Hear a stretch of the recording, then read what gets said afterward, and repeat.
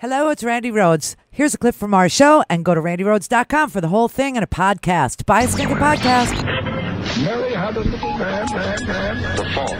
We believe that all men are created equal. To the magnificent mosaic that is America. From radio beacon to radio beacon. I have a dream today. Change has come to America. Knock, knock. Who's there? It's a figment of your imagination. Randi Rhodes Show. Turn up your mind. This guy has got to be the toughest guy to take the kind of abuse that he's taken. I have no idea who these women are. They said nothing happened. Everybody said nothing happened. Well, he denies it. Look, he denies it. I mean, if you look at what is really going on and you look at all the things that have happened over the last 48 hours, he totally denies it. So get out and vote for Roy Moore.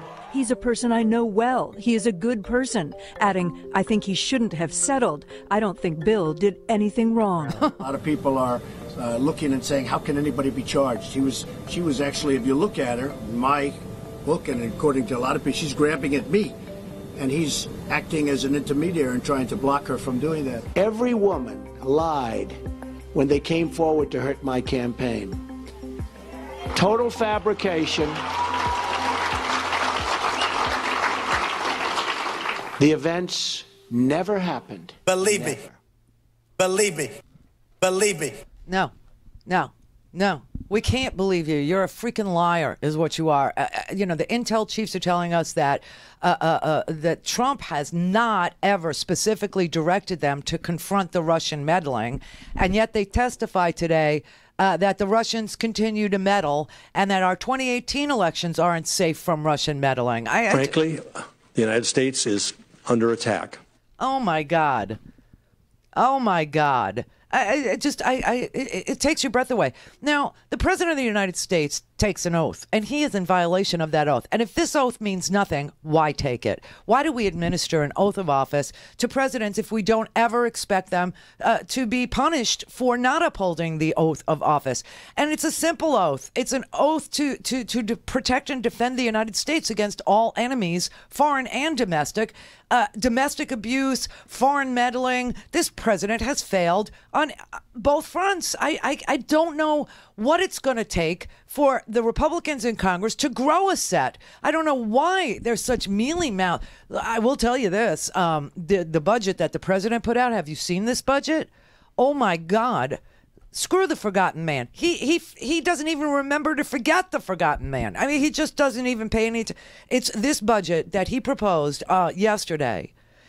It takes such the poor people in this country and the lower middle class that you will take such a pounding from this president. He literally slashes billions and billions of dollars from health insurance, from federal housing vouchers, from food stamps. Oh my God. We have 43 million people that get food stamps in this country. And how much is food stamps? Just so you know, you got 43 million people who get a lousy $125 a month. That's the EBT card. $125 a month. And he's going after the $125 a month, but he's giving $1.5 trillion to the wealthiest Americans. Oh my God. His priorities are they're so obvious in this budget. I can't even breathe when I look at this budget. All right, here are the specifics. He cuts SNAP, okay, the Supplemental Nutrition Assistance Program, because nobody gets food stamps anymore. They get an EBT card, and it's worth exactly $125 a month. 42.2 million people depend on that, and he wants to cut that by $17.2 billion in 2019 alone. 17 billion in 2019 alone. That's almost a quarter of the program's total cost that year. Okay. He wants to send you a box of government cheese. He wants to send you a box of table scraps instead. I mean, this is like the sickest thing I've ever heard in my life. Okay. He wants to send to 42.2 million Americans canned meat or canned poultry or canned fish. Are we talking cat food? No, I'm not kidding. I am not kidding. He wants to deliver boxes of government-purchased foods to account for about half of the benefits for SNAP households. So your box of government table scraps include stable, a shelf-stable milk, the milk you buy when you're looking at a hurricane and you won't have electricity, right? You get Boxo milk. Yeah, they want to give you a Boxo milk. They want to give you some sort of juice. I don't know what kind. They want to give you grains.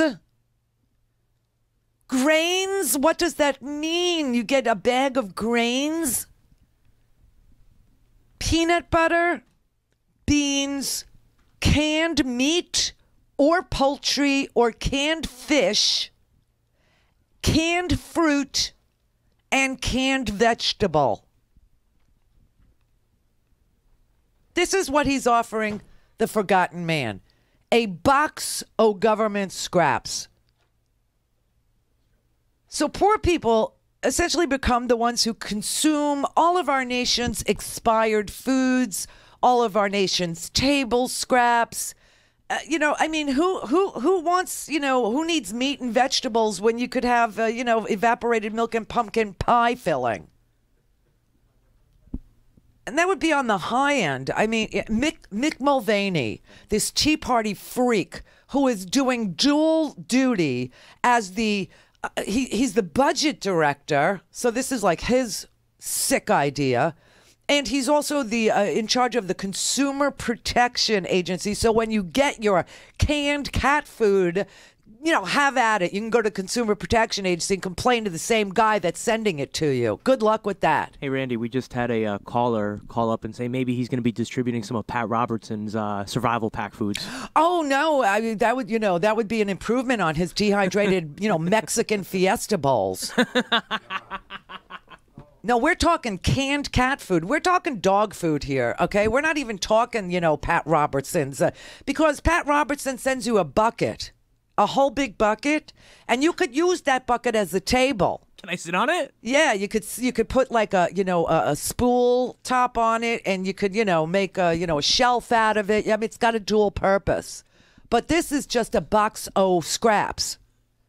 What about for me, like someone like me that has celiac disease? I get an option, right? So that's another thing. No choices. Same thing that, a diabetic will get the same delivery as a person with celiac disease like you who can't eat grain, right? You can't eat wheat or flour. The wheats, the rye, the flours, right? That's correct. Yes.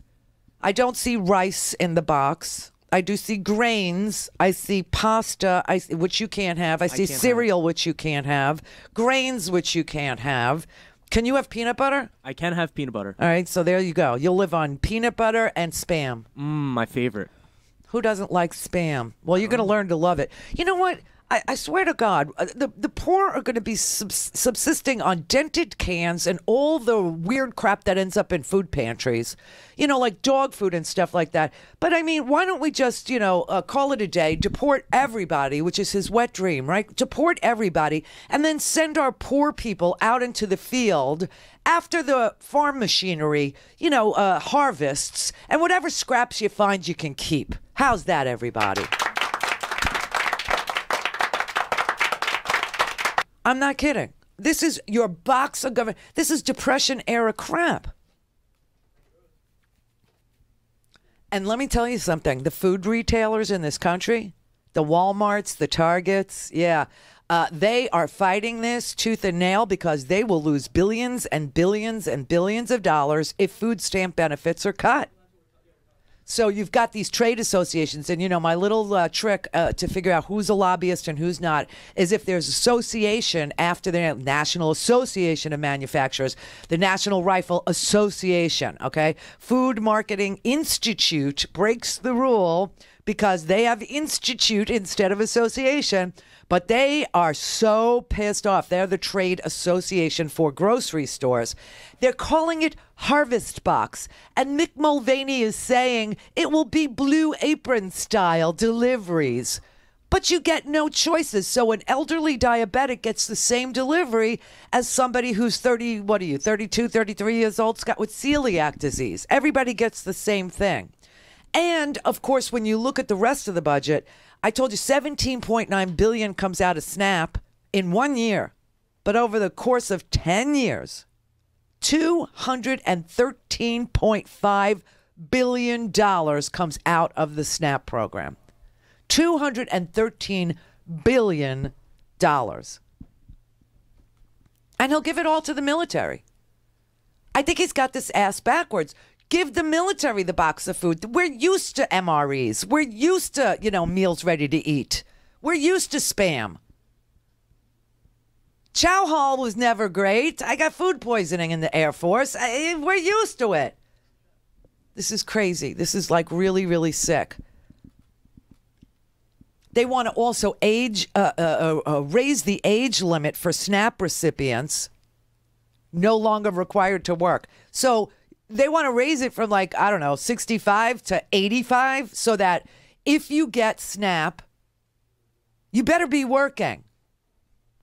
Now, most people are, just as an aside, but this is so disgusting. And they're going to cap the amount of scraps in your box. Seriously, for a family of 6 is going to be capped.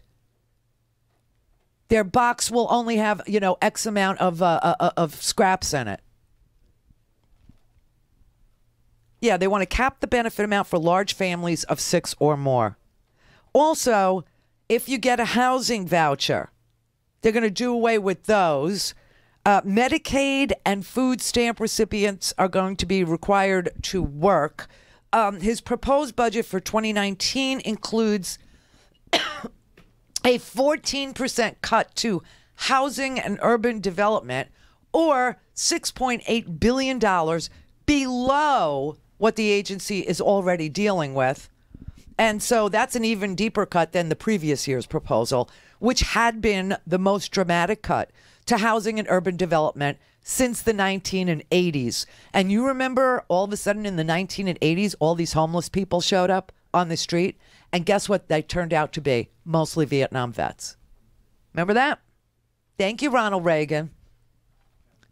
Also, the proposal eliminates the entire fund for housing repairs on public housing, cuts it by $2 billion a year, so that's zero left. And that comes at a time when public housing needs $40 billion in repairs. Just in New York City alone, 80% of public housing tenants don't have heat and don't have hot water on a regular basis. It's freaking February. This is one of the coldest winters that they've had in the Northeast, and people are living without heat and hot water because their boilers are aging, and this cuts all the repair money for those apartments. Cuts Section 8 housing, which is rental assistance, by $1 billion. That affects 250,000 people. And it eliminates community block grant funding. Community block grant funding is the first disaster recovery you will see. It also cuts grants to states and local governments that help low-income people afford houses, their own houses, home ownership. And on healthcare, it cuts Medicaid funding by eliminating the Medicaid expansion, which is now in 36 states. Go to RandiRhodes.com for the whole thing and a podcast. Buy a stinking podcast.